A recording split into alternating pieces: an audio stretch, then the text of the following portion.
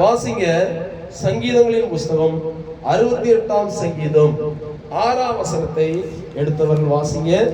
68ஆம் சங்கீதம் 6ஆம் வசனம்.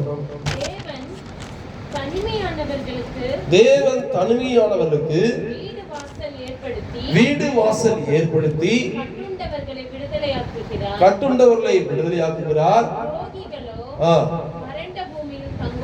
ஹல்லேலூயா. இன்னைக்கு நம்ம பார்க்கிற இந்த செய்தியில 4 காரியம் இந்த வசனத்துல பார்க்க போறோம். அதனால கவனமா கவனிச்சுனே வாங்க. எழுத முடிஞ்சவங்க எழுதிக்கங்க. முதலாவது, ஆண்டவர் என்ன செய்கிறார் சொன்னா, தனிமையானவருக்கு வீடு வாசல் ஏற்படுத்தி கட்டுண்டவர்களை அவர் விடுதலையாக்குகிறார். ஹல்லேலூயா. இந்த நாளில ஆண்டவர் சொல்றாரு, ஒரு வீட்டை, தெய்வீகமான ஒரு வீட்டை நான் உனக்கு கட்டி தருவேன். உலகத்துல பாத்தீங்கன்னா பங்களா வீடா இருக்கும், பணக்காரரா இருப்பாங்க. ஆனா அந்த வீட்டுல என்ன இருக்காது? சமாதானமே என்ன செய்யாது? இருக்காது. அந்த வீட்டுல பரிசுத்தமே இருக்காது. அந்த வீட்டுல அடிமைத்தனத்துல இருப்பாங்க. ஆனா ஆண்டவர் நமக்கு சொல்கிறார், நமக்கு ஒரு தெய்வீகமான குடும்பத்தை, வாழ்க்கையை, வீட்டை நமக்கு கட்டித்தர போகிறார். ஹல்லேலூயா. சில வீடுல அடிமைத்தனத்துல, குடிக்க பழக்கத்துல இருப்பாங்க. சில குடும்பங்கள்ல குற்ற உணர்வுல இருப்பாங்க. சில குடும்பங்கள்ல தோல்வி அடைந்த நிலவரத்துல இருப்பாங்க. ஆனா நம் வாழ்வில ஒரு குடும்பத்தை அவர் தருகிறார். விடுதலையோடு கூட ஆண்டவரை ஆராதிக்கிற குடும்பமாக நம் குடும்பத்தை மாற்ற போகிறேன் என்று இந்த மாசத்தின் ஆரம்பத்திலேயே நம்மோடு கூட பேசுகிறார். ஹல்லேலூயா. எத்தனை பேர் இந்த குடும்பம் கட்டப்படணும்? ஒரு அலையில சொல்லுங்க. ஹல்லேலூயா. இந்த செய்தி நீங்க கவனமா கேளுங்க. இந்த செய்தியின் முடிவில் உங்க குடும்பம் கட்டப்படுறத நீங்க பாப்பீங்க. ஹல்லேலூயா. குடும்பம் என்றதான ஒரு அனுபவமே இல்லாதவர்களுக்கு கூட ஆண்டவர் ஒரு குடும்பத்தை ஏற்படுத்த போகிறார். ஹல்லேலூயா. நம்ம நிறைய பிள்ளைகளுக்காக ஜெபிக்கிறோம். வாலிப பிள்ளைகளுக்காக என்ன செய்து கொண்டிருக்கிறோம்? ஜெபித்து கொண்டிருக்கிறோம். எப்படியாவது திருமணம் நடக்கணும். அந்த மாதிரி திருமணம் ஆகாத பிள்ளைகள் கூட இந்த வார்த்தை மூலமாக நாம அனுப்பலாம். கர்த்தர் அவரையும் ஒரு குடும்பமாய் மாற்ற வல்லவராய் இருக்கிறார். ஹல்லேலூயா. இந்த வாரம் நானு தூத்துக்குடி போயிட்டு வரும்போது ட்ரெயின்ல ஒரு சிவபக்தரை பார்த்தேன். அவர்கிட்ட நான் பேசினே வந்தேன். அவர் இந்த தூத்துக்குடி சொந்த ஊரு, ஆனா குன்றத்தூர்ல ஒரு மளிகை கடையில வேலை செய்யறாரு. வயசு 38, என் வயசுதான். அவர் என்ன காட்டு ஒரு 6 மாசம் சின்னவர், அவ்வளவுதான். அவர்கிட்ட பேசும்போது எங்க போயிட்டு வரீங்க கேட்டேன். குலதெய்வ கோயிலுக்கு போயிட்டு வரேன்னாரு. எங்க போயிட்டு வராரா? எதுக்கு போனேன்னு கேட்டேன். கல்யாணம் ஆகல, அதுக்காக. அப்போ அவர்கிட்ட நான் சொன்னேன், உங்களுக்காக நாங்கள் ஜெபிக்கிறோம். அவர் சொன்னார், நான் முன்னாடி வேலை செஞ்ச ஓனர் கூட கிறிஸ்தவர் தான். அவர் எப்பவுமே சொல்லுவார், உனக்காக நான் ஜெபம் பண்ணுடா அப்படின்னு சொல்லுவார். ரொம்ப நல்ல மனுஷன். ஓடி போயிட்டு எனக்காக கடையில ஓடி போய் ஒரு பிஸ்கெட்லாம் வாங்கிட்டு வந்தார். அவ்வளோ நல்ல மனுஷன். எனக்காக சீட்டை எடுத்து தந்தார். RICல தான் நான் வந்தேன் கொஞ்ச நேரம். எனக்காக வீட்டு தந்து நீங்க படுங்க ஏன்னு சொல்லி உட்காந்து இருந்தார். நான் சரி டயர்டு, மீட்டிங் நாசிரத்தை தாண்டி முதல்ல ஒரு சாத்தாங்குளத்தை தாண்டி போனோம். 4 பஸ் முடிச்சு ரொம்ப டயர்டாயிது வந்தேன். அவர் நீங்க படுங்கிட்டாரு. அவர் உட்காந்து இருந்தார். நல்ல மனுஷன். ஆனா அவர் ஆண்டவரை அறியாதவர். அவர் பாருங்க, அவர் குடும்பம் கட்டப்படல. ஆண்டவருக்கு சாட்சியா அவரையும் கர்த்தர் ரட்சிப்பார். ஒரு நிலையில சொல்லுவோமா? அவருக்கு போன் நம்பர் வாங்கிட்டு வந்திருக்கேன். ஜெபிக்க போறோம். கர்த்தர் அவருக்கு ஒரு குடும்பத்தை இந்த வாரத்துல ஏற்படுத்த போறார். கரெக்டா எதுக்கு என் சீட்ல கொண்டு வந்து உட்கார வைக்கணும்? ஏன் பேச வைக்கணும்? ஆண்டவருக்கு ஒரு நோக்கம் இருக்குது. ஹல்லேலூயா.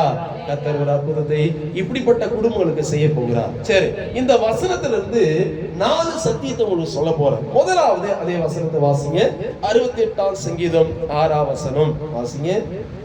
தேவன் தனிமையானவர்களுக்கு வீடு வாசல் ஏற்படுத்தி, தனிமையானவர்களுக்கு வீடு வாசல் ஏற்படுத்தி கட்டுண்டவர்களை விடுதலையாக்குகிறார். போதும். முதலாவது பாயிண்ட், தனிமையானவருக்கு வீடு வாசல் ஏற்படுத்துகிறாரா?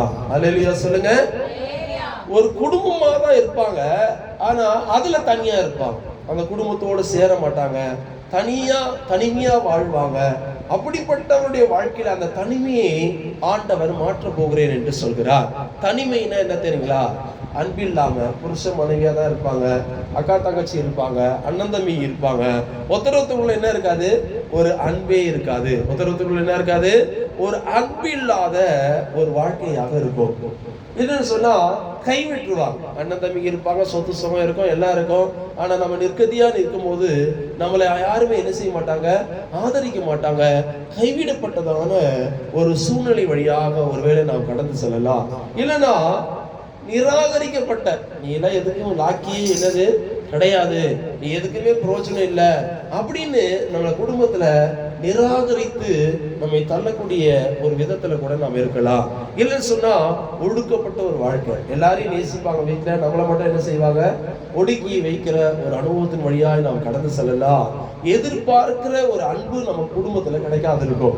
நம்ம ஒரு அன்பை என்ன செய்வோம், நம்மளை எல்லாரும் நேசிக்கணும், நம்ம எல்லாருக்கும் என்ன செய்யணும், நமக்கு ஏதாவது பொருள் வாங்கி தரணும் அப்படிலாம் நம்ம நினைச்சிட்டு இருப்போம். அந்த எதிர்பார்த்துதான் அன்பு கிடைக்காம ஒருவேளை நம்ம குடும்பங்கள் காணப்படலாம். அல்லேலூயா. அப்ப குடும்பத்துல அன்பு செலுத்த யாரும் இல்லாத ஒரு நிலவரமாக கூட இருக்கலாம். இதுதான் தனிமையான ஒரு அனுபவத்தை எது காட்டுகிறது.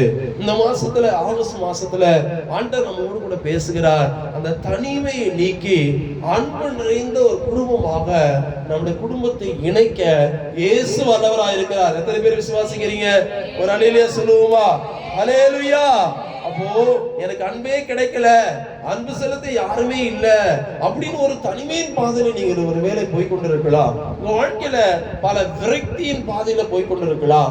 நீங்க ஒரு வாழ்க்கை நினைச்சிருப்பீங்க, அது கிடைக்காது இருந்திருக்கலாம். ஆனால் ஆண்டவராய் இயேசு கிறிஸ்து நம்முடைய வாழ்க்கையில இன்றைக்கும் அற்புதங்களை செய்கிறார். அல்லேலூயா. எத்தனையோ குடும்பத்துல சாட்சிகள், என் குடும்பம் சிதைந்திருந்தது, என் குடும்பம் சிதைக்கப்பட்டிருந்தது, இன்னைக்கு நாங்க ஒன்றா இருக்கிறோம். போன வாரம் சனிக்கிழமை ஆசீர்வாத டிவி சேனல் நடத்துற உபவாச ஜெபத்துக்கு நாங்க போயிருந்தோம். அங்க ஒருத்தவங்க வந்து சாட்சி சொன்னாங்க, என் வீட்டுக்காரரும் நானும் பிரிஞ்சு 4 மாசம் ஆகுது, இனி நாங்க இணைஞ்சு வாழவே சாத்தியம் இல்லைன்னு நினைச்சோம். ஆசீர்வாத டிவியில வந்து அந்த தேவனுடைய வார்த்தை கேட்டு இங்க வந்து ஜெபிச்சுட்டு போனேன், கர்த்தர் ஒரு அற்புதம் செஞ்சாரு, எங்க குடும்பத்தை இணைச்சிருக்கிறார், கண்ணீரோட சாட்சி சொன்னாங்க. அல்லேலூயா. நம்ம நினைப்போம் இது சரிப்பட்டு வராது, இந்த குடும்பம், இது நம்ம குடும்பம் ஒன்று வராது, இப்படிதான் என் குடும்பம் நம்ம நினைச்சிட்டு இருப்போம். ஆண்டவர் சூழ்நிலைகளையும் மனிதர்களையும் மாற்ற வல்லவராயிருக்கிறார். அல்லேலூயா. ஆகாஷ் வேற ராஜாவுக்கு நைட் எல்லாம் தூக்கம் வரல. நைட் என்ன செய்யல, தூக்கம் வரல. ஏன்? ஆமான் கொல்றதுக்கு ஒரு சதி திட்டம் போட்டுட்டான். ஆமான் என்ன செஞ்சுட்டான், இவன் எப்படியாவது மொர்தெகாயும் வம்சத்தை யூத குலத்தையே அழிக்கிறன்னு ஒரு திட்டத்தை என்ன செஞ்சுட்டாரு, போட்டுட்டாரு. ஆனா உபவாசம் பண்ணி ஜெபம் பண்றாங்க. நம்ம கூட 21 நாள் உபவாசம் பண்ணி ஜெபிக்கும் பொழுது கர்த்தர் அந்த நைட்ல ராஜாவுக்கு என்ன செய்யறல, 127 நாட்டை ஆள்றவர், அவரையே ஆண்டவர் மாத்தினார்னா நம்ம குடும்பத்தில் இருக்கிறவங்க மாற்ற மாட்டாரா? அவங்களுக்கு தூக்கம் வராது, ஆண்டவர் அவங்களோடு பேசுவார், அவங்களோடு இடைப்படுவார். சிதைக்கப்பட்ட குடும்பங்கள் தேவன் எதிர்பார்க்கிற ஒரு குடும்பமாக இந்த ஆகஸ்ட் மாசத்துல கர்த்தர் மாற்ற போகிறேன் என்று வாக்குத்தத்தமாய் நம்மோடு கூட பேசிக் கொண்டிருக்கிறார். எத்தனை பேர் விசுவாசிகள் கரங்களை தட்டி ஆற்ற மையப்படுத்துவோமா? அல்லேலூயா, அல்லேலூயா. சோதரா, அன்பு நிறைந்த ஒரு குடும்பமாக புருஷன் உங்களை நேசிக்கிற அளவுக்கு கர்த்தர் மாற்றுவார். எரிஞ்சு விடுகிற உங்க வீட்டுல இருக்கிற உங்க மாமியார், உங்க மாமனார், உங்களோட சொந்த பந்தங்கள், அவங்க எல்லாம் உங்களை வந்து ஆறுதலாக பேசக்கூடிய விதத்துல கர்த்தர் மாற்றுவார். அண்ணாளுக்கு அவங்களுக்கு ஒரு சக்காலாத்தி இருந்தாலும், என்னது நம்ம சக்காலாத்தின்னு சொன்னா கெட்ட வார்த்தை நினைப்போம், ஆனா பைபிள்லயே அது எழுதப்பட்டிருக்கு. சண்டாளர்கள், சக்காலாத்தி, இதெல்லாம் என்ன செய்ய, துன்மார்கள், இதெல்லாம் எழுதப்பட்டிருக்கு, தவறான வார்த்தைகள் இல்லை. அப்போ நமக்கு விரோதமா இருக்கிறதான இந்த குடும்ப உறவுகள் கூட, இது பார்வதி ரொம்ப நல்ல பொண்ணு சொல்ற அளவுக்கு கர்த்தர் என்ன செய்வாரு, மாத்திருவார். அவன் முருகமா இரும்புற வர, அது இருக்கிற வர என்னது கரிச்சி கொட்டினே இருந்துச்சு, அப்படிதானம்மா, திட்டினே இருக்கும், சண்டை போட்டுனே இருக்கும். ஆனா அப்படிப்பட்ட முருகம்மாவையும் கர்த்தர் மாத்த என்ன செஞ்சாரு, வல்லவராயிருந்தார். அவங்களையும் ரட்சிக்கப்பட்டாங்க. அவங்களும் என்ன செஞ்சாங்க, ஞானம் சார் எடுத்தா. அவங்க எல்லாம் ரட்சிக்கப்படுவாங்களா நம்ம சொல்ற அளவுக்கு சுண்டலாயா என்ன செய்யும், பயங்கரமான ஆளா இருந்தா. அவங்க பேரு சுண்டலாயா. அல்லேலூயா. பிரின்சி இப்போ கூட நாங்க சுண்டலாயா தான் கூடுவோம். அந்த மாதிரி இருந்தவங்களையும் கர்த்தர் என்ன செஞ்சாரு, மன்னிச்சு மறந்து கர்த்தர் அற்புதங்களை செய்ய வைத்தார். அல்லேலூயா. அவர் போட்டோம் இருங்க, இங்க பாருங்க, அவர் போட்டோம். நீங்க 11 மணிக்கு உங்க ஆடா வருங்க, திருவிருந்து இருக்குமோ, இப்படி எல்லாம் டிஸ்டர்ப் பண்ணக்கூடாது, உட்காரு. அவர் போட்டோம், நீங்க அமைதியா இருங்க. நான் 1/2 மணி நேரம் இருக்கு, திருவிருந்து இருக்கு, நீங்க இப்படி தொந்தரவு பண்ண இப்படி இருங்க. திருவிருந்து எடுத்துட்டு நீங்க போனா உங்க குடும்பம் நல்லா இருக்கு. பாருங்க, பையனுக்கு இருந்த வேலையும் போச்சு. இதெல்லாம் காரணம் என்ன, கடவுளை சரியா தேடணும் நீங்க. அல்லேலூயா. அவர் போறவரு வாட்டு ஓட்டின்னு போட்டோம், நீங்க 11 மணிக்கு பின்னாடி எப்பவும் போல போங்க. அல்லேலூயா சொல்லுங்க. அப்போ அந்த குடும்பத்துல குடும்பமாக திருச்சபையில கொண்டு வந்து ஆண்டவர் சேர்ப்பேன்னு சொல்றார். குடும்பமா என்ன செய்வார்? திருச்சபையில கொண்டு வந்து சேர்க்க ஆண்டவர் வல்லவராய் இருக்கிறார். அல்லேலூயா. அப்போ ஒரு ஆவிக்குரிய குடும்பத்துல கொண்டு வந்து நம்மளை ஆண்டவர் என்ன செஞ்சிருக்கிறாரு? இணைக்கி வைத்திருக்கிறார். பரலோகத்தில் இருக்கிற ஒரு குடும்பமாய் நம்முடைய குடும்பத்தை கட்ட ஆண்டவர் வல்லவராய் இருக்கிறார். அப்போ ஆவிக்குரிய ஒரு குடும்பம். உங்க கூட பிறந்தவங்க எத்தனை பேருங்க அப்படின்னு இப்ப சந்தியா சிஸ்டர்கிட்ட யாராவது ஒருத்தர் கேட்கறாங்கன்னா நீங்க சொல்லணும், எங்க கூட பிறந்த அக்கா தங்கச்சி அதிகமா எங்க சர்ச்சில் இருக்கிறாங்க. அல்லேலூயா. ரத்த சம்பந்தம் இல்லைனாலும் இயேசுவின் ரத்தத்தினால ஒன்னாகிட்டார். அல்லேலூயா. ஆயிரக்கணக்கான குடும்பம் இருக்குங்க எங்களுக்குன்னு சொல்லணும். ஒருத்தர் 2 பேரை நம்ம என்ன செய்யக்கூடாது?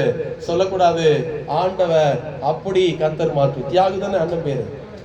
ஆண்டவரே நிறைய தியாகிகளை உங்களுக்காக என்ன செஞ்சிருக்கிறார்? ஊழியக்காரங்களை தந்திருக்கிறார். மரியா பாட்டி கூட பிறந்தவங்க எத்தனை பேர் கேட்டா என்ன சொல்லணும்?